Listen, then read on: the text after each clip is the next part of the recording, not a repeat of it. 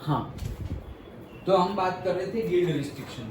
Okay, तो guild restriction क्या है कि पर्टिकुलर तुम्हें रिस्ट्रिक्शन लगा दिए जाएंगे। तुम बिजनेसमैन हो, फार्मर्स हो, व्हाटएवर, अगर तुम्हें कोई भी चीज अपनी बेचनी है, ओके, सेल करनी है या खरीदनी भी है, तो वहां पे रिस्ट्रिक्शन लगाए जाएंगे कि तुम पर्टिकुलरली इन्हीं लोगों से खरीद सकते हो या पर्टिकुलरली तुम इन्हीं लोगों से बेच सकते हो, इससे ज्यादा अमाउंट में खरीद नहीं सकते, इससे ज्यादा अमाउंट में बेच नहीं सकते, कुछ ना कुछ ऐसे सारे रिस्ट्रिक्शन लगा देंगे। रिस्ट्रिक्शन लगा देंगे तो होगा क्या कि वो लोग अच्छे से बिजनेस नहीं, मतलब लोग बहुत ज्यादा ग्रो नहीं कर जाने चाहिए। लोग बहुत ज्यादा पढ़ लिख लेंगे तो वो हमारे सामने हो जाएंगे, लोग बहुत ज्यादा इकोनॉमिकली वेल्दी हो जाएंगे तो वो हमारे सामने हो जाएंगे, लोगों का दिमाग ज्यादा खुल जाएगा तो हमारा जो किंगडम है वो डाउनग्रेड होना शुरू हो जाएगा। मतलब कि लोगों को ग्रो नहीं होने देना है इन एनी सेंस, ना पैसों की दृष्टि से, कोई भी वे में, इकोनॉमिकली भी फ्री नहीं होने देना है, पॉलिटिकली भी फ्री नहीं होने देना है,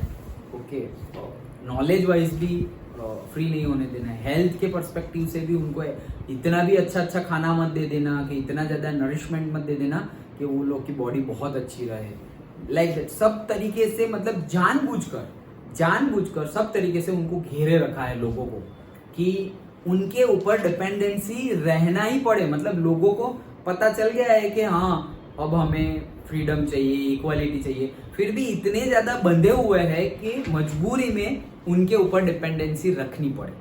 वैसे सिचुएशंस उन्होंने क्रिएट किए, 1-2 साल में नहीं, पूरे सालों से, जब किंगडम मतलब जो रूलिंग चलती आ रही है, सालों से ऐसा चलता आ रहा है। इसी वजह से मोनार्की बहुत सालों तक, सालों मतलब सेंचुरीज तक चलती रही है in all over the world.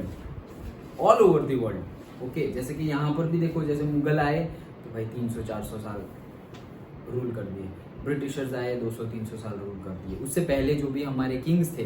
तो ऐसा नहीं है कि आज कोई, मतलब डायनेस्टिक रूलर हम बोलते हैं ना, चोला एम्पायर, ये वो जितने भी एम्पायर थे हमारे, जो किंग थे, तो वो है, फिर उनके बाद वाले दूसरे उनके बेटे, फिर उनके बेटे, वो हमारे वहां पर भी चलता था। ओके, तो लेकिन जो चलता था, जो डायनेस्टिक रूलर, वो ऐसा नहीं कि बस 10 साल चला, 20 साल चला, नहीं, सालों साल चलता था।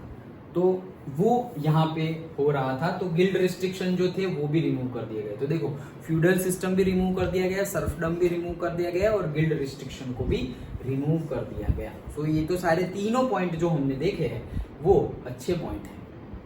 ओके, चलो next, transport and communication system were improve. तो जो ट्रांसपोर्ट और कम्युनिकेशन सिस्टम है उसको क्या कर दिया गया, इम्प्रूव कर दिया गया। मतलब नए नए रोड्स बनाए गए और जिस भी वे में ट्रांसपोर्ट सिस्टम को और कम्युनिकेशन सिस्टम को इम्प्रूव किया जा सके वो किया।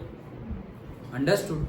And lastly, peasants, artisans, workers and new businessmen enjoyed a new found freedom। मतलब ये 4 तो पॉजिटिव पॉइंट थे और ये 4 पॉजिटिव पॉइंट के बाद ये जो लास्ट है वो क्या है कि ये सब लोग क्या कर रहे थे, वो लोग एंजॉय कर रहे थे जो ये नई फ्रीडम मिली है। नेपोलियन ने देखो ऐसा रूल किया है कि लोगों को मोनार्की अच्छी लगने लगी है रूल ऐसा किया है कि मोनार्की अच्छी लगने लगी। अभी बैड पॉइंट्स भी देखेंगे बट ये गुड पॉइंट्स है। तो इतना अच्छा लगने लगा कि लोगों कह रहे हैं यार अच्छा, इसीलिए तो सपोर्ट मिला उसको। It's not small time period, 99 से लेकर के 18, 16 ईयर्स, 17 ईयर्स उसने रूल किया है। ओके, तो लोगों का सपोर्ट मिला, नहीं तो ऐसे रूल कैसे कर सकते हैं।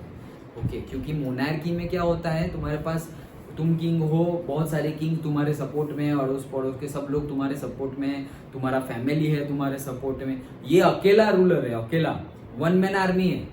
ऐसा नहीं कि सबके सपोर्ट लेकर के फिर खड़ा है, फैमिली का सपोर्ट लेके खड़ा है, ऐसा नहीं, 1 मैन आर्मी है, हिटलर जैसा ही। ओके, तो लोगों का सपोर्ट भी मिला है, मतलब उसके सपोर्टर्स भी थे। तो लोगों ने जो भी थे, पीजेंट्स थे, आर्टिसंस थे, बिजनेसमैन थे, ये सबकी वजह से सबको फायदा हुआ है। सर्फडम, फ्यूडल सिस्टम, ये जो हमारे गिल्ड रिस्ट्रिक्शंस थे, वो सबकी वजह से फार्मर तो बहुत ही खुश है। ओके, कम्युनिकेशन और ट्रेड बढ़ गया तो बिजनेसमैन भी खुश है। गिल्ड रिस्ट्रिक्शन हटा दिए गए, अगेन बिजनेसमैन भी वहाँ पे खुश हो गए, आर्टिशंस खुश हो गए। वैसे ही तो सबने एंजॉय किया है उसके फ्रीडम। और बैड पॉइंट्स में सिर्फ 2 लाइन लिखी हुई है बट वो बहुत खतरनाक वाली है। ओके, दैट नेपोलियन, तो क्या क्या था सिविल कोड में, तो ये देखो Napoleon to cover the political freedom, political freedom, ये कॉमा कॉमा करके लिखा हुआ है, सबके ऊपर एक एक सेंटेंस एक एक पैराग्राफ बने उतना है। क्या उसने पॉलिटिकल फ्रीडम ले ली, कि पॉलिटिकल फ्रीडम मतलब कोई डेमोक्रेसी नहीं, मोनार्की, ये वो, तुम्हें जो नाम देना है दो और जो करना है करो, मैं ही रूल करूंगा like that. Okay, political freedom लोगों के ऊपर से, मतलब लोगों के पास से ले ली कि तुम्हारा पॉइंट ऑफ व्यू कुछ भी हो, रूल मैं ही करने वाला हूं। Okay, second, increase the taxes, तो बहुत सारे उसने अच्छे काम किए, लेकिन टैक्सेस को क्या कर दिया गया, इंक्रीज कर दिया गया। क्यों, इसका रीजन था, अभी जैसे मैंने बताया इंडिया में ब्रिटिशर्स ने भी यही किया था। क्यों, क्योंकि जब भी तुम्हें कहीं पे वॉर लड़नी हो तो पैसे चाहिए, वॉर लड़नी हो तो पैसे चाहिए, और से तुम्हें अपना एक्सपांशन करना, अपना इन द सेंस एरिया का एक्सपांशन करना हो तो एक्सपांशन में क्या चाहिए, पैसे चाहिए। पैसे कहाँ से आएंगे, तो लोगों के पास से ही लेंगे, खुद के पास तो इतने होंगे नहीं, तो टैक्सेस बढ़ाओ। ओके, वैसा ही होता है, टैक्सेस बढ़ाओ तो you will get, okay like that. तो अभी भी देखो डेमोक्रेसी में भी ये चल रहा है, जैसे कि हमारे पास अभी बुलेट ट्रेन आ जाएगी। ओके, फर्स्ट बुलेट ट्रेन जो मुंबई टू दिल्ली जाने वाली है उसका फर्स्ट है, मुंबई टू दिल्ली जाएगा पैसेंजर ट्रेन, सॉरी वो गुड्स ट्रेन। ओके, और Mumbai to Ahmedabad passenger train, वो पहली बुलेट ट्रेन इंडिया में जब दौड़ेगी, अभी 2 साल में तो कंप्लीट, ये भरूच वाला जो रूट है वो कंप्लीट हो गया है। ओके, यू कैन गो, मैं जब अभी 1 मंथ पहले गया था साइकिलिंग के लिए, you will not believe that you are in Bharuch. Okay, वैसा है, एयरपोर्ट जैसा लगेगा तुम्हें। ओके, वैसे टर्निंग और डायरेक्टली यहाँ से मुंबई, यहाँ से अहमदाबाद, ऐसे बोर्ड्स लग गए हैं, वेरी गुड। ओके, बहुत ही अच्छा, पूरा बुलेट ट्रेन का रूट बन गया है। Okay, and you will feel that yes development starting. फिर जैसे भाड़भूत बैरेज योजना है, ओके, तो वहाँ पे छोटा डैम जैसा आ जाएगा, पूरा बैरेज बन जाएगा, सो दैट रिवर का वाटर सी में चला नहीं जाएगा, पानी भरा हुआ रहेगा। So after that may be in future हमारा भी जैसे साबरमती रिवर फ्रंट है, तापी रिवर फ्रंट है, वैसे ही नर्मदा रिवर फ्रंट भी बन जाए। क्योंकि अभी तो रिवर फ्रंट बनाने से होगा क्या, पानी रहेगा तो तुम नदी किनारे जाके ऐसे बैठोगे ना, पानी तो बह जा रहा है ओशन में, क्योंकि हम तो जंक्शन पे है, रिवर और ओशन के जंक्शन पे है भरूच। ओके, लेकिन बहुत अच्छा है। ओके, तो बात चल रही किसकी थी, बात चल रही थी टैक्सेस की, यस, इसलिए तो कहना क्या चाह रहा था कि ये सब कुछ हो रहा है तो कहाँ से हो रहा है। ओके, पैसे हमारे ही है। ओके, जो लोग अर्न कर रहे हैं, जीएसटी बढ़ रहा है, इनकम टैक्स, पेट्रोल के बढ़ेंगे, तो मोदी जी अपने पॉकेट में से कितना निकालेंगे, होने भी तो चाहिए। ओके, तो हमसे ही ले करके हमें ही देना है वापस, लाइक दैट। वही काम है पॉलिटिशियन का। ओके, कि इन गुड वे अच्छे से पैसे को कलेक्ट करें एंड देन सर्कुलेट करें। मोदी जी मतलब हम पर्टिकुलर अगेन मोदी जी की बात कर रहे हैं, not of BJP. Okay, particular leader की बात कर रहे हैं कि उन्होंने किया हुआ है। सो वैसे ही टैक्सेस बढ़ा दिए गए। तो इंडिया में भी पहले जब ब्रिटिश रूल था तब भी ऐसा हुआ था, वर्ल्ड वॉर के टाइम पे जब लड़ने की बात थी, पैसे चाहिए थे ब्रिटिशर्स को, तो यहाँ हमारे पास से हमको ही चूसा था। ओके, और वैसे ही वहाँ पर भी जब वॉर की बात हुई और नेपोलियन को तो पूरा एक्सपांशन करना था, भाई फ्रांस तो फ्रांस, अभी तो जर्मनी भी चाहिए, इटली भी चाहिए, ये भी चाहिए, वो भी चाहिए, नेदरलैंड, स्विट्जरलैंड, सब कुछ अपना है, मेरा ही है, सब कुछ एक्सटेंड करना है, सब कुछ तो लड़ना पड़ेगा। तो कैसे लड़ेंगे, पैसे तो चाहिए, पैसे चाहिए मतलब पहले तो आदमी चाहिए, वो भी आएगा अभी, आदमी चाहिए, एट द सेम टाइम पैसे चाहिए, सबके लिए यूनिफॉर्म चाहिए, शूज चाहिए, रिवॉल्वर, पिस्तौल चाहिए, आर्म्स चाहिए। ओके, तो टैक्सेस बढ़ा दिए गए थे। So increase taxes, imposed censorship मतलब क्या, कि भाई जो सोशल मीडिया है, जो प्रिंट मीडिया है, जो टीवी है, जो रेडियो है, जो न्यूज़पेपर्स है, जो मैगजीन्स है, उसमें किसी ने भी अगर गलती से भी उसके बारे में कुछ उल्टा सीधा बोला तो गए काम से, लाइक दैट। मतलब कि जैसे नहीं बोलते सेंसर बोर्ड नहीं बोलते, मूवी में बोलते हैं कि सेंसर बोर्ड ने ये सीन कट कर दिया क्योंकि ये सीन में पर्टिकुलरली लोगों की भावनाएं हर्ट हो रही थी या ये अच्छा नहीं था लोगों के लिए, तो सेंसर बोर्ड ने ये पार्ट, ये सीन मूवी में से कट कर दिया, ऐसा नहीं बोलते। That means what, sensor board मतलब कि वो काट देता है, मतलब जो इन्फॉर्मेशन वो जो चाहेगा, उनको लगेगा सेंसर बोर्ड को कि ये लोगों के लिए अच्छा नहीं है, ओवरऑल पब्लिक के लिए अच्छा नहीं है, तो सेंसर बोर्ड काट देगा। ये तो मैं तुम्हें मूवी का एग्जांपल दिया, बट यहाँ पे सेंसरशिप मतलब क्या, मुझे मेरे प्रेज हो, मतलब उनके बारे में अच्छी बातें हो, वही न्यूज़ आने चाहिए, वही टीवी पे, वही रेडियो पे, न्यूज़पेपर, मैगजीन, सब में अच्छी बातें होनी चाहिए, कहीं पर भी नेगेटिव बातें होनी चाहिए नहीं। अगर हुई तो उनका लाइसेंस भी कैंसिल हो जाएगा, उनके साथ भी कुछ भी हो सकता है। लाइसेंस वो कैंसिल हो जाएगा, वो बहुत छोटी बात है, उनके साथ भी कुछ भी हो सकता है। सो ऐसा कभी भी ना कोई बोले, ना कोई लिखे, ना कोई सुने, रेडियो पे भी कुछ भी नहीं, लाइक दैट। तो इसको बोलते हैं सेंसरशिप। क्यों? क्योंकि डर रहता है ना, जैसे अभी हमने बात की कि वैसे सिस्टम बना दी गई थी मोनार्की में कि लोग चाहे तो भी इंडिपेंडेंट ना हो पाए, डिपेंडेंसी रहेगी ही रहेगी, क्योंकि इतने सारे जगह से, मतलब हाथ भी बांधा हुआ है, पैर भी बांधा हुआ है, आंखें भी बंद कर दी है, कान भी बंद कर दिए, कुछ भी नहीं, तुम्हें पूरा, मतलब तुम्हारा कंट्रोल ही नहीं है। अब तुम कैसे छूट पाओगे?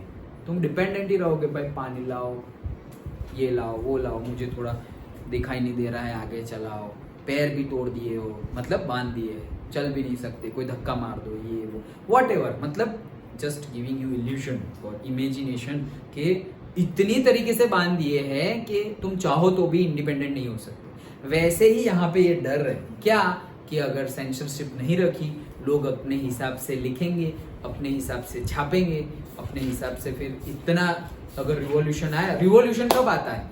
जब लोगों को बारे में, लोगों को सारी बातें पहुंचती है। कैसे पहुंचेगी?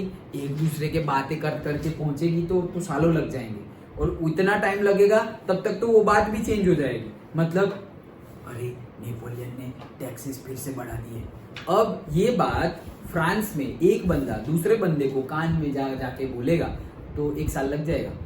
ओके, 1 साल नहीं तो भी सपोज कितना टाइम लग जाएगा, तब जाके सारे फ्रांस को पता चलेगा कि नेपोलियन ने टैक्सेस बढ़ा दिए गए हैं। ओके, तो उससे फायदा कुछ होने वाला नहीं है। तो टैक्सेस, मतलब ये सेंसरशिप से क्या होता है, आग की तरह फैलती है बात। अगर ना रखे तो लोग प्रिंट मीडिया में लिख देंगे, छाप देंगे, दिखा देंगे, लोग नाटक करने लगेंगे रोड पे। इंडिया की मूवमेंट में आएगा सेकंड चैप्टर, लोग नुक्कड़ नाटक कर रहे हैं, ये वो सब कुछ लिख रहे हैं, बोल रहे हैं। ओके, तो वो सब ना हो, इसके लिए क्या कर दिया गया, सेंसरशिप लगा दिया गया। Okay, so impose censorship and lastly forced people to join French army. तो ये जो मैं बोल रहा था कि उसको तो अपना एक्सपांशन ही करना है अपने एरिया का, तो पैसों के लिए उसने टैक्स बढ़ा दिए, लेकिन लोग भी तो चाहिए लड़ने के लिए, तो कंपलसरी एक घर में से एक बंदे को फ्रेंच आर्मी में जुड़ना है, कंपलसरी, ये उसने बना दिया गया था। तो ये 5 हमने कॉमा करके पढ़ रहे हैं, लेकिन उसके तुम सेंटेंस बनाकर भी लिख सकते हो। अगर पर्टिकुलर वे में पूछा जाए कि what are the wrong things in your point of view Napoleon did, तो उसमें तुम ये सेंटेंस को, ये पूरा एक सेंटेंस जो लिखा हुआ है उसको एक्सपांड कर करके 4-5 सेंटेंस में लिखना। और अगर नेपोलियन कोड के बारे में पूछे तो यही लिखना है, और लास्ट में ऐसे ही लिख देना है, सेम 1-2 लाइन में लास्ट में लिख देना है। अंडरस्टूड। एक और पॉइंट की उसने इक्वालिटी बिफोर द लॉ में वोटिंग राइट्स नहीं दिए थे वुमेन को। ओके, वुमेन के लिए वोटिंग राइट्स नहीं थे, तो मेल ही वोट कर सकते हैं, वुमेन नहीं कर सकती है। और दूसरा कि मेल में भी, जैसे हमने क्लास 9 में देखा था कि मेल में भी कौन वोट कर सकता है, जो पढ़े लिखे हो, जो टैक्स पे कर रहे हो। ओके, बाकी लोग नहीं कर सकते, वो सारी बातें तो यहाँ पर भी है। अंडरस्टूड। तो ये हमारा थर्ड इंपॉर्टेंट क्वेश्चन बना। देन मूविंग फॉरवर्ड, ये हमारा सेकंड पार्ट है, the making of nationalism in Europe. तो अब यूरोप में नेशनलिज्म बढ़ने लगा है। ओके, तो क्या हुआ है, देखो बढ़ने तो लगा ही है, अभी भी भले ही नेपोलियन रूल कर रहा हो, बट लोगों के अंदर फीलिंग है, yes we are doing something extraordinary, हमारा नेशन देखो बढ़ता जा रहा है, नेपोलियन के राज में तो मजे ही मजे है, लाइक दैट। लोग सपोर्ट कर रहे हैं अभी तो, लेकिन सपोर्ट इतना टाइम तक नहीं किया था। 1805 तक सपोर्ट किया था, 5-6 साल, 1804 में तो ये आया। उसके बाद धीरे धीरे लोगों के अंदर गुस्सा बढ़ने लगा। ओके, नहीं तो पहले तो फुल सपोर्ट, नेपोलियन को फुल सपोर्ट मिला, भाई तुम्हारे जैसा मोनार्क को तो हमें नहीं चाहिए डेमोक्रेसी, लाइक दैट। ओके, मजे ही मजे है, लाइक दैट। सब लोग नहीं, हमने पढ़ा के एंजॉय करने लगे नई फ्रीडम को, like that. So the making of nationalism in Europe में हम देखेंगे सबसे पहले features of aristocracy. So aristocracy के फीचर्स मतलब जो बहुत ही ज्यादा अल्ट्रा रिच लोग थे, उनके पास क्या क्या था, कैसा था, वैसे They owned estates in the countryside and also town houses। तो भाई एरिस्टोक्रेसी बहुत ज्यादा अल्ट्रा रिच थे, तो क्या था, बहुत ज्यादा प्रॉपर्टी थी उनके पास, कि एस्टेट्स प्रॉपर्टीज थी इन दी कंट्री साइड, पूरी कंट्री में था। एट द सेम टाइम जो कंट्री साइड मतलब जो बड़ी बड़ी सिटीज है उसमें, एट द सेम टाइम जो छोटे टाउन्स है उसमें भी उनकी प्रॉपर्टी थी। दूसरा, they spoke French for purposes of diplomacy and in high society. तो वो लोग क्या करते थे कि वो फ्रेंच बोलते थे, किसके लिए, डिप्लोमेसी के लिए। डिप्लोमेसी मतलब कि जो पॉलिटिकल और डिप्लोमेटिक बातें हो, ओके, कि पर्टिकुलरली ये लोग ही समझ पाए एंड ऑल। ओके, तो वो कभी भी लोकल लैंग्वेज कहीं पर भी हो, जैसे नेपोलियन ने तो बोल दिया था कि जब रिवॉल्यूशन हुआ, नेपोलियन ने नहीं बोला, जब रिवॉल्यूशन हुआ तब रिवॉल्यूशनरीज ने बता दिया गया था कि सब कोई कॉमन लैंग्वेज फ्रेंच में बात करेगा। लेकिन फिर भी थोड़ा बहुत तो चलता रहता है कि अगर लोकल है तो लोकल भाषा में समझा दे, लैंग्वेज में समझा दे। लेकिन ये लोग फ्रेंच यूज करते थे डिप्लोमेसी के लिए और high society.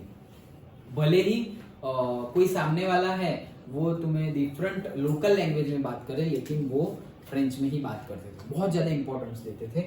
And their families were often connected by the ties of marriages. मतलब कि वो लोग अल्ट्रा रिच थे और अल्ट्रा रिच ही रहे, क्यों, क्योंकि वो लोग वैसे ही लोगों के साथ मैरिजेस करते थे जो अल्ट्रा रिच हो।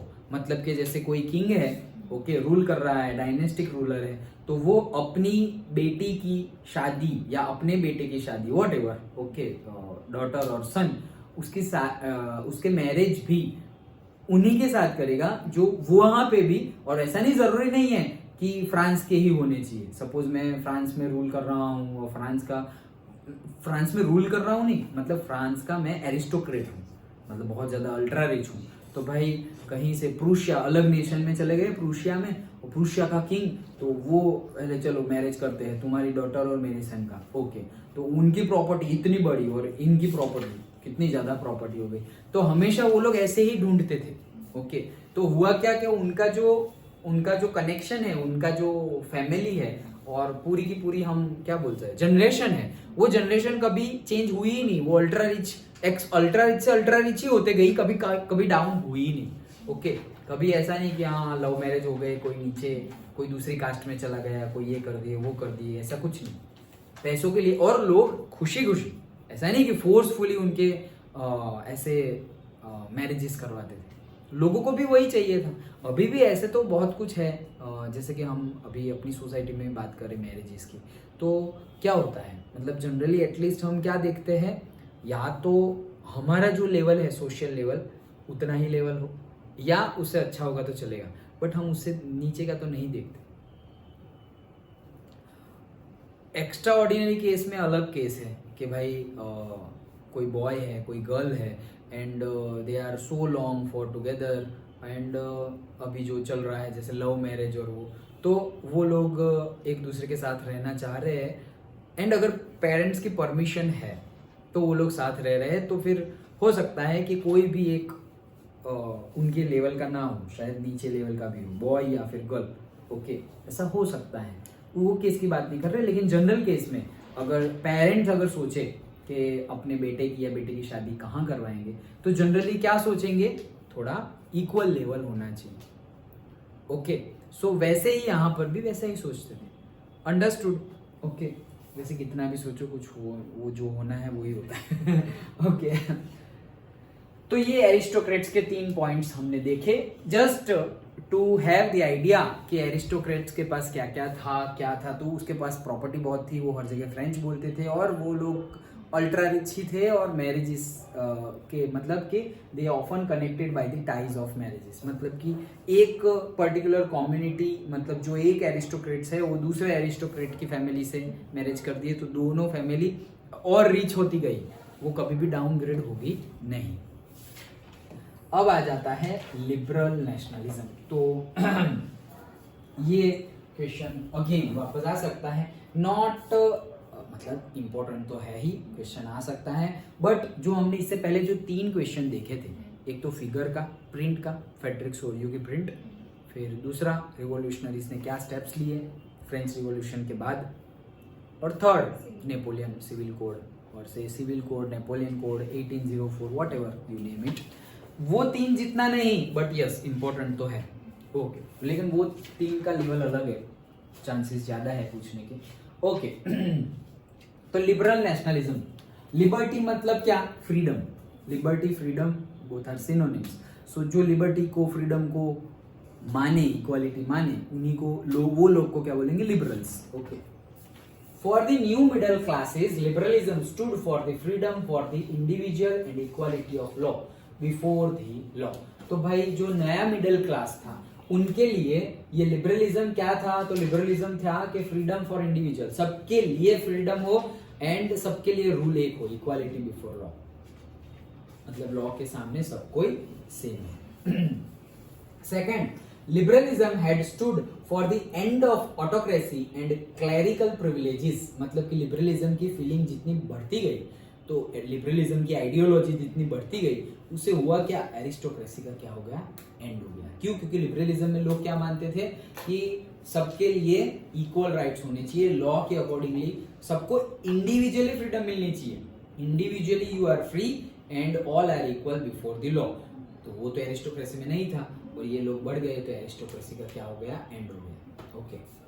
A constitution and representative government through the parliament, तो भाई अब वो लोग क्या डिमांड करने लगे कि कॉन्स्टिट्यूशन होना चाहिए, कॉन्स्टिट्यूशन के अकॉर्डिंगली रूल होना चाहिए एंड पार्लियामेंट होना चाहिए। सो पार्लियामेंट में जो, जैसे कि अभी हम हैं हमारे वहाँ पर, तो पार्लियामेंट में हम लोगों को और से लीडर्स को चूज करेंगे and then they will rule the country like that. Again liberalism ये नहीं बोल रहे थे कि हमें डेमोक्रेसी चाहिए, वो बोले तुम्हें जो लाना है लाओ, तुम्हें डेमोक्रेसी लानी है तो डेमोक्रेसी लाओ, तुम्हें मोनार्की करनी हो तो मोनार्की करो, जो लोगों को भी रूल करना हो वो तुम करो, लेकिन ये सारी चीजें होनी चाहिए, इक्वालिटी बिफोर लॉ होनी चाहिए, सबको इंडिविजुअल राइट्स मिलने चाहिए, ऑटोक्रेसी का एंड हो जाना चाहिए, ये उनकी डिमांड थी। लिबरल्स की डिमांड ये थी, उनकी डिमांड डायरेक्टली ऐसी नहीं थी कि डेमोक्रेसी लाओ या फिर मोनार्की लाओ, नेपोलियन वाला रूल फिर से लाओ, ये नेपोलियन कहाँ गया, अभी आएगा नेपोलियन आएगा, ओके चल रहा है। तो समझ में आया लिबरल्स की डिमांड और उनकी ideology. Third point, 19th century liberals also stressed the inviolability of private property. तो 19th सेंचुरी के जो लिबरल्स थे वो लोग जो प्राइवेट प्रॉपर्टी थी उनमें भी इनवायलेबिलिटी पर भी वो लोग स्ट्रेस करते थे मतलब इंपॉर्टेंस देते थे कि ये भी नहीं होनी चाहिए प्राइवेट प्रॉपर्टी, क्योंकि जो पहले से जिनके पास है, पहले से राजा महाराजाओं के टाइम से जिनके पास प्रॉपर्टी है उनके पास ही है, शायद उनकी प्रॉपर्टी बड़ी होगी लेकिन किसी की प्रॉपर्टी कम हुई नहीं है, तो ये लोग इसमें मानते नहीं थे, क्योंकि सब प्रॉपर्टी सबकी होनी चाहिए। सपोज तुम जो घर पे रह रहे हो वो घर, सपोज तुम्हारे पास भी पर्टिकुलर लैंड हो, वो लैंड पे थोड़े पे तुम रहो, थोड़े पे फार्मिंग करो, तुम्हारी मर्जी, बट सबके पास प्रॉपर्टी तो होनी चाहिए। तो प्राइवेट प्रॉपर्टी, इतनी ज्यादा प्राइवेट प्रॉपर्टी, सबको प्राइवेट इतना बना दिया है कि नॉर्मल लोगों के पास कोई प्रॉपर्टी ही नहीं है, तो वो तोड़ना पड़ेगा। वो नेपोलियन के रूल में, सिविल कोड में भी मतलब हम लिख सकते हैं ये पॉइंट कि वो भी इसको सपोर्ट नहीं करता था, किसको, कि सबके पास बहुत ज्यादा प्राइवेट प्रॉपर्टी है और बहुत सारे लोगों के पास कुछ है ही नहीं, लाइक दैट, ओके। तो वो पॉइंट इन लोग ने भी स्ट्रेस किया मतलब इंपॉर्टेंस दिया। In the economic sphere, liberalism stood for the freedom of markets. Okay, तो इकोनॉमिक, अगर पैसों की बात करें तो लिबरलिज्म क्या है? लिबरलिज्म एक आइडियोलॉजी है। ये आइडियोलॉजी के अकॉर्डिंगली क्या है? Freedom of markets. Freedom of markets मतलब वो जो गिल्ड रिस्ट्रिक्शन और वो सब था, वो सब नहीं चाहिए। जिसको जो बेचना है बेचेगा, जो लेना है लेगा, कोई टाइप के रिस्ट्रिक्शन नहीं, बहुत ज़्यादा टैक्सेस नहीं, सब कुछ फैसिलिटीज होनी चाहिए। वही है freedom for markets. And abolition of the state imposed restrictions on the movement of goods and capitals. तो स्टेट्स इम्पोज्ड रिस्ट्रिक्शंस जो थे गुड्स एंड कैपिटल्स में, वो थे एक्चुअली नेपोलियन टाइम पे भी चल रहे थे। ओके, क्या मतलब सोचो कि तुम यहाँ पर हो, अभी तुम्हें यहाँ की चीज, गुजरात की चीज मध्य प्रदेश में बेचनी है, तो तुम नहीं बेच सकते, लाइक दैट। और अगर बेचनी हो तो बहुत ज्यादा टैक्स पे करना पड़ेगा। टैक्स इतना पे करना पड़ेगा कि फिर तुम्हारा प्रॉफिट कुछ होगा ही नहीं, मार्जिन बहुत कम हो जाएगा। ओके, तो एक स्टेट से दूसरे स्टेट में तुम अगर बिजनेस करना हो तो भी बहुत ज्यादा टफ हो जाता था। टफ हो जाता था इन द सेंस प्रॉफिट नहीं मिलता था, इतने ज्यादा रिस्ट्रिक्शंस थे, इतने ज्यादा टैक्स थे। तो वो सब चीजें होनी चाहिए, नहीं एबोलिशन हो जाना चाहिए, ये सारे रिस्ट्रिक्शंस को हटा देना चाहिए, वो ये मानते थे। Last point, this argued for the creation of a united economic territory allowing the unhindered movement of goods, peoples and capitals. तो ये सारे आर्ग्यूमेंट की वजह से एक आइडियोलॉजी का डेवलपमेंट हुआ जिसके अकॉर्डिंगली सब कोई इंडिविजुअली फ्री है, weather if you want to study, whether if you want to do business, whether whatever you want, you are free and all the laws are equal to all the people.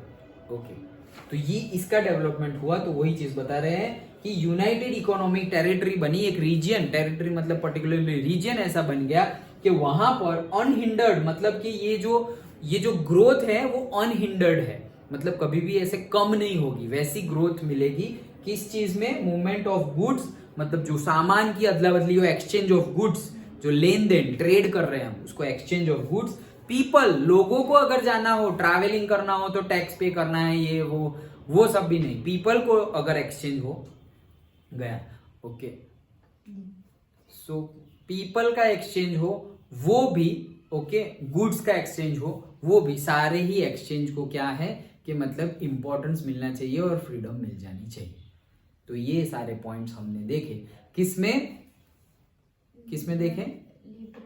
Liberal nationalism के मतलब जो liberalism है, और liberalism मतलब ideology, और जो वो ideology को फॉलो करे वो लिबरल्स, तो उनके अकॉर्डिंगली कैसे होना चाहिए। तो क्वेश्चन को कैसे पूछ सकते हैं कि how did liberals thought of a nation, वो लोग क्या चाहते थे, नेशन में कैसी फ्रीडम हो, कैसी लिबर्टी हो, क्या चाहते थे वो, वैसा क्वेश्चन बन सकता है। अंडरस्टूड? ओके,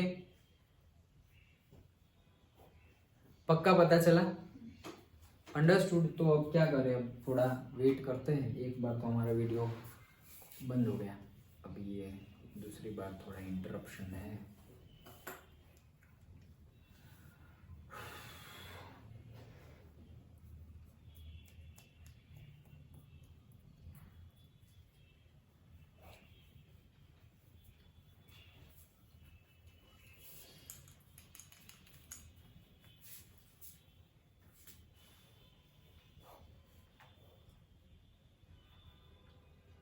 ये चार्जेबल बल्ब है, तुम लोग भी ले आना घर पर।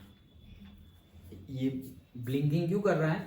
क्योंकि ये जब जितना चार्ज, जैसे इन्वर्टर काम करता है वैसे काम करता है। जब अगर पहले से हमने स्टार्ट कर दिया होता, 1 घंटे वो चार्ज होता, जब पावर होता है वो चार्ज भी होता है और लाइट भी देता है, और जब पावर चली जाए तो ये बैटरी पे चलता है। अभी ये ओन बैटरी पे है, तो वैसे आ गए हैं बल्ब्स, भरूच में भी मिलते हैं।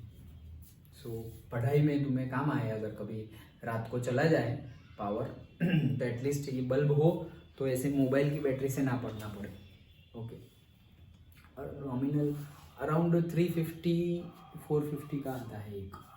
सी the luminous intensity is good, you can easily read. Okay, तो ये तुम ला सकते हो।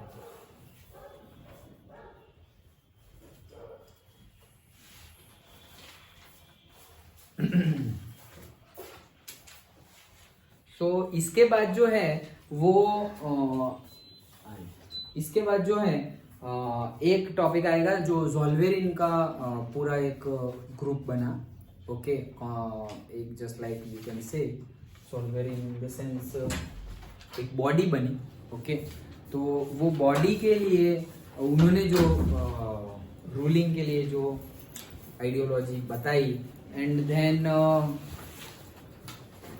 गुज़ेप्पे मैज़िनी के बारे में हम थोड़ा देखेंगे। वो एक रिवॉल्यूशनरी थे इटली के, उन्होंने बहुत ज़्यादा अच्छे इनपुट्स दिए सो दैट वो बाद में जब इटली को यूनिफाई करने के बाद आई तो उनके ये इनपुट्स बहुत काम आए। लेकिन स्टार्टिंग में उनकी ये जो बहुत ज़्यादा रिवॉल्यूशनरी सारी आइडियाज़ थी उसकी वजह से उनको निष्कासित कर दिया गया था, एक्साइल मतलब वनवास दे दिया गया था, मतलब फोर्सफुली कंट्री में से बाहर कर दिया गया था। ओके, तो उनके बारे में देखना है।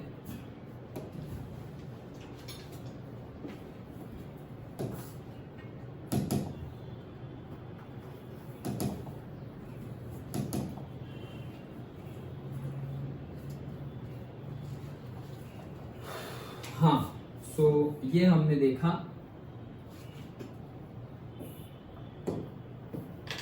ओके, सो दिस 5 पॉइंट्स नहीं कर रहे हैं क्यों? उसी में है तो अब तो क्या करेंगे? अभी कुछ रफ में दूसरी बुक में करो। ओके, हाँ, तो देखो ये 5 पॉइंट्स लिखने हैं, अंडरस्टूड? ओके, अब नया ये टर्मिनोलॉजी दैट इज ज़ोल्वेरिन। तो ज़ोल्वेरिन क्या है? देखो, it was a custom union formed in 1834। याद रखना। अब देखो हम कहाँ से कहाँ जा रहे हैं, बीच में पढ़ना है हम। ये 1834 नेपोलियन कहाँ तक था? 1815 तक, बीच का टाइम पीरियड अभी हम वापस देखेंगे। तो ज़ोल्वेरिन कस्टम यूनियन मतलब जस्ट लाइक एक क्या बोल सकते हो, कम्युनिटी, ओके, बनी, एक डिपार्टमेंट बना। कब? 1834 को। The union एबोलिश्ड tariff barriers and the reduced the number of currencies from over 30 to 2। तो क्या किया ज़ोल्वेरिन जो बना, उन्होंने क्या किया? टैरिफ बैरियर्स मतलब जितने भी ज्यादा टैक्स, बहुत ज्यादा इम्पोज्ड टैक्सेस थे उसको क्या कर दिया गया? कम कर दिया गया। क्यों? नेपोलियन तो बढ़ा दिए थे। नेपोलियन है नहीं ना भाई, 1815 तक ही नेपोलियन था। ये कब है? 1834 की बात चल रही है। तो उसके बाद क्या हुआ, उन्होंने क्या किया, ये पूछा जा सकता है ज़ोल्वेरिन ने क्या किया। ओके, एक मार्क में ही पूछा जा सकता है। तो ज़ोल्वेरिन ने क्या किया? इट वाज, क्या था ज़ोल्वेरिन? एक कस्टम यूनियन था, just like a department. Okay, so एक कस्टम यूनियन फॉर्म्ड इन 1834। उन्होंने जो टैरिफ थे उनको एबोलिश कर दिया गया। Union abolish tariff barriers and reduce the number of currency. मतलब फ्रांस में क्या था, जितने भी छोटे छोटे स्टेट्स हैं वो सारे स्टेट्स को अपनी अपनी करेंसी थी। सोचो, यहाँ गुजरात में कुछ और करेंसी है, महाराष्ट्र में जाओ कुछ और करेंसी, वहां जाओ कुछ और करेंसी। कितना प्रॉब्लमेटिक सिचुएशन, कितना कंफ्यूजन। तो ओवर 30 करेंसी जो थी उसको रिड्यूस करके सिर्फ 2 करेंसी पे ले आए थे। कौन? ज़ोल्वेरिन। तो ये बहुत अच्छी बात थी। ओके, सो चेंज से reduce the number of currencies from over 30 to 2। सो ये एंड एक और पेज था,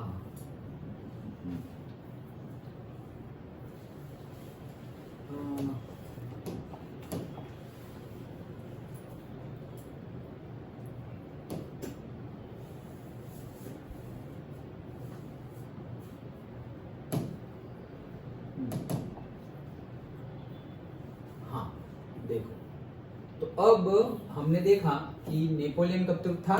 1815 तक था, राइट? ओके, सो क्या हुआ? A new conservatism after 1815। ये 1815 आ रहा है। नेपोलियन गया तो गया कहाँ, वो अभी बाद में हम देखेंगे। मर गया बेचारा। हंस नहीं रहे हम पढ़ाई के लिए, कोई मरेगा तो हम क्यों हंसेंगे। ओके, चलो। So new conservatism after 1815। तो 1815 के बाद कंजर्वेटिज्म हमने पढ़ा था पहले भी। क्या था कंजर्वेटिज्म? और ये बहुत कंजर्वेटिव है, ये वर्ड हम यूज करते हैं, कंजर्वेटिव। कंजर्वेटिव मतलब नैरो माइंडेड और पुराने ख्यालात वाले, भीड़े जैसे। ओके, हमारे जमाने में ऐसे। ओके, पुराने ख्यालात मतलब बहुत कंजर्वेटिव, मतलब कि अरे ऐसा मत करो, वैसा मत करो, ऐसा मत कपड़े पहनो, वैसा मत कपड़े पहनो, अरे तुम गर्ल हो, तुम्हें बाहर नहीं जाना है, एजुकेशन इतना बहुत हो गया, आगे नहीं पढ़ना है, जॉब नहीं करनी है, ये वो पूरा हम बोलते हैं ना कि पुराने सिस्टम, पुराने ख्यालातों वाले। Orthodox, yes, same similar words, Orthodox and conservatives. तो कंजर्वेटिव्स को ही ऑर्थोडॉक्स बोलते हैं। ओके, सो नया कंजर्वेटिज्म आफ्टर 1815। क्यों? क्योंकि कंजर्वेटिज्म ही था कब तक? 1789 तक, जब तक फ्रेंच रिवॉल्यूशन नहीं हुआ, जब तक मोनार्की चल रही थी, कंजर्वेटिज्म ही था। और फिर जब डेमोक्रेसी हुई तो कंजर्वेटिज्म कम हुआ, और नेपोलियन ने तो ऐसी की तैसी कर दी कंजर्वेटिज्म की। ओके, भले ही वो मोनार्की के जैसे, मोनार्क के जैसे रूल किया, बट कंजर्वेटिज्म में वो मानता नहीं था। वो मॉडर्न था, बहुत ज्यादा मॉडर्न था, टाइम के अकॉर्डिंगली चेंज, अपनी मेंटालिटी को चेंज करने वाला था, पुराने ख्यालों वाला नहीं था। लेकिन अब तो वो नहीं है, अब नेपोलियन नहीं है, तो अब क्या करेंगे? तो अब ये जो लोग थे जिन्होंने नेपोलियन को हराया और वो रूल करने आए, वो लोग क्या सोचे? अब पहले जैसे डायनेस्टिक रूलर, हमारी जो डायनेस्टी चल रही थी, हमारे टाइम पे जो कल्चर था, हमारे टाइम पे जो सिस्टम फॉलो हो रही थी, जो कंजर्वेटिज्म था, वही फिर से लाओ। तो उसके बारे में थोड़ा देखना है हमें। Following the defeat of Napoleon in 1815, European governments were driven by a spirit of conservatism. 1815 में डिफीट हो गया, इसमें है रिवॉल्यूशनरीज, नेपोलियन, हाँ है ना, आगे है ये। So European governments were driven by the spirit of conservatism, मतलब कि सारी जो गवर्नमेंट थी यूरोपियन की, वो ड्रिवन बाय, मतलब कि उनकी सारी मेंटालिटी क्या थी? कंजर्वेटिज्म वाली जो मेंटालिटी हो, वही लोग वहां पे रूल करने लगे। कब? नेपोलियन के बाद। Conservatives believed that established traditional institutions of state and society like the monarchy, the church and the social hierarchies should be preserved with the changes initiated by the Napoleon। मतलब क्या उन्होंने, क्या conservatives ने क्या बोला कि अब हमें पहले जैसी कंजर्वेटिज्म वाली जो हमारी, फोन आ रहा है, एरोप्लेन मोड पे रखने का रहेगा, हाँ तो हाँ चल रहा है ना, हाँ। सो उन्होंने क्या बोला कि जो पहले टाइम पीरियड वाला केस था, जो हायरार्की चल रही थी, जो डायनेस्टिक रूलर चल रहा था, हमारा जो कल्चर था, कंजर्वेटिज्म वाला जो कल्चर था, वही फिर से आना चाहिए। नए नए चर्च बनाओ, और चर्च की जो हमारी मेंटालिटी थी, पहले बिलीफ सिस्टम थी, वैसे ही जो मोनार्की, क्लर्जी लोग और से एरिस्टोक्रेट्स आगे बढ़ रहे थे, वैसा ही हमें वापस कर देना है। एंड अगेन ये कर देना है, मतलब ऐसा नहीं है कि जितना भी नेपोलियन ने काम किया हो सब कुछ रिवर्स हो गया और उसके काम गए, नहीं, ऐसा नहीं। जितनी भी अच्छी बातें थी नेपोलियन की, वो उन्होंने रखी। Okay, preserve with changes initiated by the Napoleon, मतलब कि जो नेपोलियन ने जो चेंजेस किए थे, उसमें से जो उनको बेनिफिशियरी थे, अच्छे बुरे की बात नहीं चल रही है, उनके लिए जो अच्छे थे, उनके लिए जो बेनिफिट थे, पीपल के पर्सपेक्टिव से अच्छा बुरा नहीं, उनके लिए जो बेनिफिशियरी थे, उनके लिए जो अच्छे थे, वैसे नेपोलियन के पॉइंट्स उसने रखे। जैसे कि इम्पोज्ड टैक्सेस वाला पॉइंट था, नहीं मतलब नेपोलियन के जो नेगेटिव थे, ओके, फोर्सफुली आर्मी में ज्वाइन करना है, इम्पोज्ड टैक्सेस थी, वो सारे जो उनके सपोर्ट में थे वो उन्होंने रखे, और बाकी सारे उन्होंने चेंज कर दिए। किन्होंने? कंजर्वेटिव्स ने। वो कब आए थे? 1815 नेपोलियन के बाद आए थे। ओके चलो, मोटिवेशन बहुत ही अच्छा है। Overnight success takes years. Overnight success हो ना, कोई बोलते हैं ना ये रातों रात ये बहुत ज्यादा फेमस हो गए, रातों रात बहुत ज्यादा पॉपुलर हो गए, रातों रात करोड़पति हो गए, ओके, रातों रात बहुत ज्यादा सक्सेस मिल गई। बट वो रातों रात के पीछे बहुत सारी काली रात भी थी, बहुत सारी मेहनत वाली रात भी थी, बहुत वाली रोने वाली रात भी थी, वो किसी को नहीं पता होती है। और फिर जब अचानक से रिजल्ट आ जाए उसका, तो सब लोग वाह वाह वाह क्या हुआ, क्या बात, ये वो करते हैं। बट जिसका रिजल्ट आया उसी को पता है कि कैसे आया है। ओके, सो करना तो पड़ेगा, सेक्रीफाइस जहां देना होता वहां देना तो पड़ेगा। बट जो बोलते हैं ओवरनाइट सक्सेस, टेक्स ईयर्स, मतलब तुम्हें भी अगर सक्सेस चाहिए तो कंटिन्यूअसली वर्क करते रहना पड़ेगा। ओके, ऐसा नहीं है कि आज कुछ ऐसा काम कर दिया और कल से अलग। हाँ, कल से अलग मतलब मेंटालिटी, हैबिट, वो सारी ऐसे चेंज करो। बट जो बहुत बड़ी सक्सेस होती है ना, जिससे तुम्हें बहुत ज्यादा तुम्हारा सब कुछ चेंज हो जाए, लोगों के माइंड में तुम्हारी इमेज ही पूरी चेंज हो जाए जो थी वो, उसके लिए टाइम लगता है, अचानक से नहीं होता। ओके, सपोज ऐसा समझो कि कोई स्टूडेंट को बचपन से उसकी फैमिली वाले कुछ ज़्यादा इम्पोर्टेंस ना देते हो, या फिर नॉर्मली ही इम्पोर्टेंस, कुछ ऐसा स्पेशल ट्रीटमेंट ना देते हो एंड ऑल, सब कुछ जैसे नॉर्मल चल रहा है वैसे, तो क्लास 1 से लेकर के 10 तक वैसे ही चलता रहे, और अगर वो स्टूडेंट क्लास 10 में पूरे डिस्ट्रिक्ट में टॉप कर दे, तो उनकी फैमिली का पर्सपेक्टिव ही चेंज हो जाएगा, पर्टिकुलरली वो स्टूडेंट और से वो उसके रिलेटिव के टुवर्ड्स में, वो स्टूडेंट के टुवर्ड्स में, और उसके बाद की life, that student can feel the change. पहले ये लोग मुझसे ऐसे बात करते थे, अब मुझसे ऐसे बात करते हैं, पहले ऐसे ट्रीट करते थे, अब ऐसे ट्रीट करते हैं। Yes, people will change once you change. Okay, people का बिहेवियर चेंज हो जाएगा, बात करने की मेथड चेंज हो जाएगी, बहुत सब कुछ चेंज हो सकता है। वो चाहे तो भी तुम्हारा बुरा नहीं कर पाएंगे, या बोल पाएंगे, या सोच पाएंगे। कब? जब तुम उतने अच्छे बन जाओ, तब। जब तुम उतने अच्छे बन जाओ तब लोग तुम्हें सपोर्ट ही करेंगे, ऑपोज करने की बात ही नहीं है। Okay, and that change will be there, drastic change. अचानक से तुम्हें बहुत ज़्यादा गुड वे में ट्रीट करने लगेंगे एंड ऑल। ओके, और वो what ever point of view, हम उस पर ध्यान नहीं दे रहे, बट ऐसा चेंज होगा। तो ऐसा चेंज कब आता है? कंटिन्यूअसली तुम वर्क करोगे, मतलब तुम 8 से सोच लिए हो, 9 से सोच लियो, या फिर 10th में भी सोचे हो और सैक्रिफाइस कर रहे हो, ये वो तुम्हारे सैक्रिफाइस भी कोई देख नहीं रहा है कि तुमने कितने दिन कितने फंक्शंस छोड़े, कितने दिन खाना नहीं खाया, कितने दिन रोए, बीमार थे फिर भी पढ़े, स्कूल गए, ट्यूशन गए, ये किया वो किया, कोई सैक्रिफाइस नहीं देख रहा है। बट जब रिजल्ट आएगा तो सबको दिखाई देगा। ओके, वो नहीं बोलते काम इतनी खामोशी से करो कि सफलता शोर मचा दे। सफलता शोर मचा देगी, भले ही तुम काम खामोशी से करते रहो।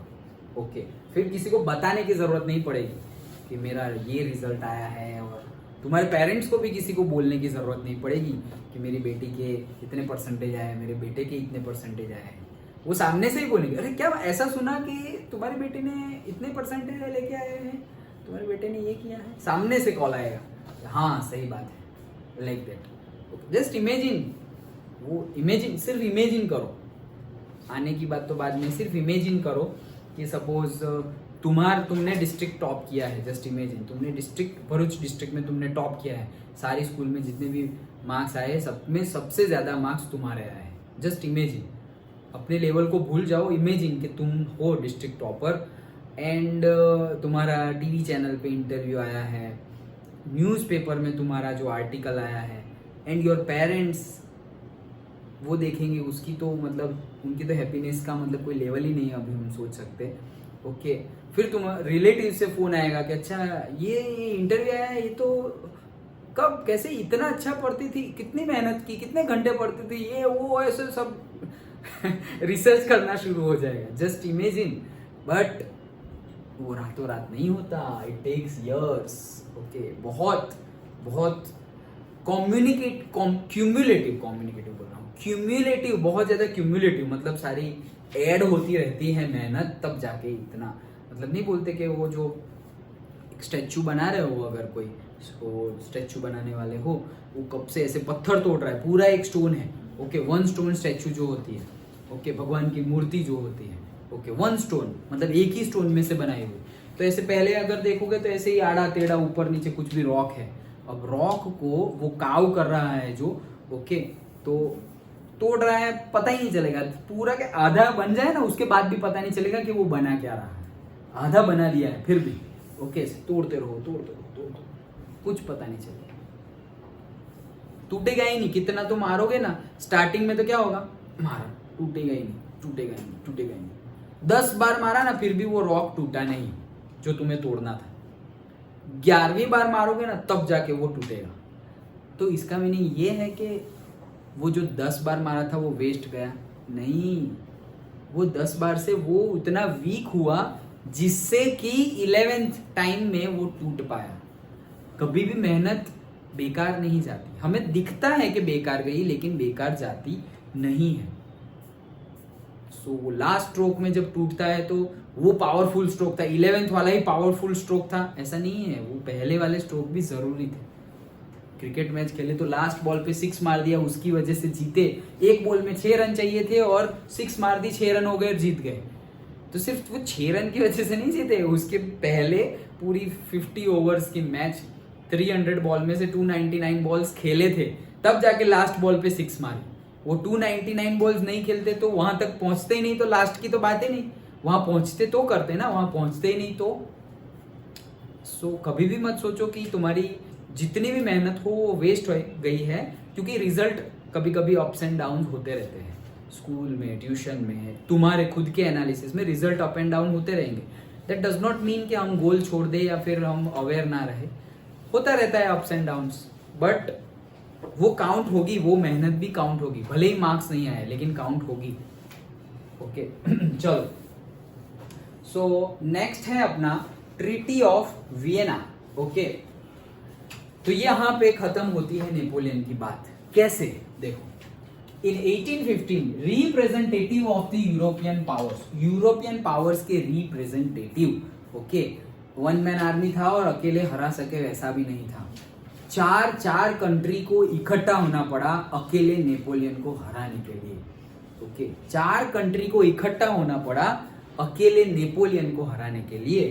सो representative of European powers, that is Britain, Russia, Prussia and Austria, not Australia, Austria, okay, who had collectively defeated Napoleon, सब मिलके नेपोलियन को हराया, met at Vienna to draw up a settlement for the Europe, okay, तो Europe में अब Napoleon को हरा दिया इन द सेंस किल्ड, ओके, मर गया। सो वॉर में वो मर गया नेपोलियन।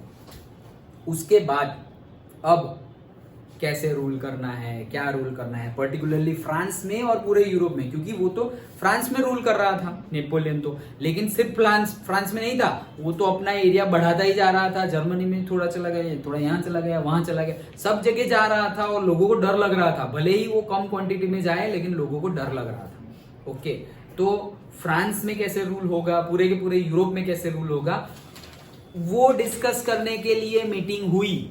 कहाँ मीटिंग हुई? जगह का नाम था वियना। ओके, तो इसीलिए इसको बोला जाता है ट्रीटी ऑफ वियना। और कौन से नेशन की रिप्रेजेंटेटिव और लीडर मिले थे और नेपोलियन के सामने लड़ाई लड़ी थी और जीते थे? Prussia, Austria, Russia and Britain, collectively known as PRAB. याद रखना, collectively known as what? PRAB, PRAB, PRAB. That is Prussia, Russia, Austria and Britain. Okay, तो ये 4 लोगों ने मिलके नेपोलियन के सामने लड़े थे, नेपोलियन मर गया। उसके बाद ये लोग वियना में इकट्ठा हुए कि डिसाइड करने के लिए, डिस्कस करने के लिए कि अब कैसे रूल करेंगे। वो जगह का नाम था वियना, इसीलिए ये पूरी ट्रीटी को, ये सारे रूल्स रेगुलेशन जो उन्होंने बाहर निकाले उसको क्या नाम दे दिया गया? Treaty of Vienna. Okay, so met at Vienna. The Congress was hosted by Austrian Chancellor Duke Metternich. Okay, तो ये जो पूरी मीटिंग थी, वो मीटिंग को होस्ट किसने किया था? जो 4 नेशन में से जो ऑस्ट्रिया के चांसलर थे, ड्यूक मैटरनिक ने होस्ट किया था। मतलब वो लीड कर रहे थे ये मीटिंग को। ये जो डिस्कशन था, ये जो ट्रीटी हुई, उसको लीड कौन कर रहा था? Duke Metternich. नाम याद रखना, आगे आएगा वापस। किसने लीड किया था? 1 मार्क में भी पूछ सकते हैं। तो ड्यूक मैटरनिक ने लीड किया था। क्या था ट्रीटी ऑफ वियना? तो again very very important question. First, the main intention was to restore the monarchies that had been overthrown by the Napoleon and create a new conservative order in Europe. तो जितनी भी monarchy उसने overthrown कर दी थी Napoleon ने, उसको वापस restore करो और कंजर्वेटिज्म वापस लाओ यूरोप में। Second, the Bourbon dynasty was restored to power and France lost the territories it had annexed under the Napoleon. मतलब कि बॉर्बन डायनेस्टी को वापस लाया गया कहां पे, फ्रांस में, और नेपोलियन ने जितनी भी नई जमीन एनेक्स की थी, मतलब कवर कर ली थी, जीत ली थी, कॉन्क्वेस्ट कर ली थी, उसको फिर से उन लोगों को दे दी गई। मतलब सपोज थोड़ा जर्मनी ले लिया था तो बोले कि ये जर्मनी ये वापस, ये फ्रांस का पार्ट नहीं है, like that. Okay, like that. जितनी भी उन्होंने एक्सपांशन कर दिया था फ्रांस ने, फ्रांस को नेपोलियन ने, तो जितना था उतना कर दिया फ्रांस को पहले जितना, और ये जमीन जो स्टेट की थी और जो कंट्री की थी बोलेंगे हम यूरोप में, उनको वापस दे दी गई। ये जस्ट फॉर द इंफॉर्मेशन, जो हम वो चीनी डाली हुई बॉन बिस्किट खाते हैं वो यहीं की है, इसी के ऊपर से नाम है द बॉन डायनेस्टी। ओके, वहाँ के लोगों ने बनाई थी और वो फेमस हुई, और फिर जो हम खाते हैं वही। अभी तो बहुत सारी पार्ले की भी होती है, ब्रिटानिया की भी होती है, बट जो मेन थी, जो स्टार्ट हुई थी वो biscuit particularly, that is from that dynasty. वो लोग की रिसर्च है, वो लोग का मतलब पैदाश बोलेंगे हम, उन्होंने पैदा की थी वो बिस्किट, वो उनकी मतलब डिश है, लाइक दैट। डिश खाना तो नहीं है वो, बट बिस्किट। ओके, तो उनका तो वहीं से नाम आया है बॉन डायनेस्टी, बॉन बिस्किट बॉन डायनेस्टी से नाम आया है। Okay, so third point, a series of states were set up on the boundaries of the France to prevent the French expansion in the future। अब क्या किया गया, उनकी बॉर्डर पे देखो, a series of states were set up, मतलब कि बहुत सारे स्टेट्स और बहुत सारी आर्मी को लगा दिया गया, कहां पर, on the boundaries of the France. क्यों, क्योंकि वापस कोई नेपोलियन खड़ा ना हो और वापस फ्रांस अपने एरिया को एक्सटेंड ना कर दे। मतलब जो पहले गलती हो गई, पहले नेपोलियन आया और ये सब कर दिया, वैसे अब कोई भी नया ना आ जाए और वापस फ्रांस एक्सटेंड ना कर दे। मतलब सोचो यूरोप में कितनी मतलब डर था फ्रांस का ओके, फ्रांस का कितना डर था, सोचो वापस ऐसा ना हो, to prevent the French expansion in the future. तो बॉर्डर पे सारी आर्मी और वो सब लगा दिया गया।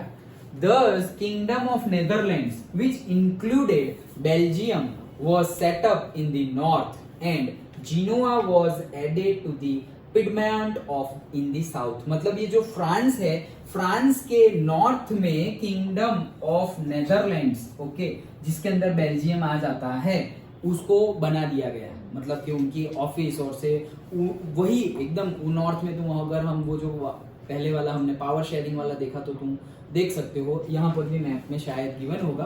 So you can see that France के ऊपर ही है वो। ओके, फ्रांस के ऊपर ही है, तो अब ऊपर से वॉच कर रहे हैं।